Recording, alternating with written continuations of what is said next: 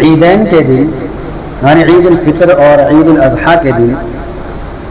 فجر کی نماز کے بعد کوئی نفل نماز نہیں ہے، نہ عیدگاہ میں اور نہ ہی گھر پر، یعنی اس دن اشراق کے نوافل بھی نہیں ہیں۔ ہاں عید کی نماز کے بعد اپنے گھر پر آ کر نفل نماز اگر کوئی پڑھنا چاہے تو پڑھ سکتا ہے، اور عیدگاہ میں اس وقت بھی نہ پڑھے۔ بعض لوگوں کو یہ غلط فہمی ہوتی ہے، جو اشراق کے پابند ہوتے ہیں وہ یہ سمجھتے ہیں کہ عید کے دن بھی اشراق کی نماز ہے، حالانکہ ایسا نہیں ہے۔ اگر کسی شخص کو نوافل پڑھنا ہی ہے اور نوافل اس کو پڑھنے کی عادت ہے تو وہ عید کی نماز سے فارغ ہو کر اپنے گھر آ کر 2-4 رکعت جتنی توفیق ہو اتنی پڑھ سکتا ہے، عیدگاہ میں نہ پڑھے۔ اللہ کے نبی صلی اللہ علیہ وسلم کی حدیث ہے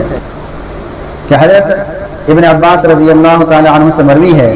کہ ان النبی صلی اللہ علیہ وسلم صلی یوم الفطر رکعتین لم یصلی قبلہما ولا بعدہما،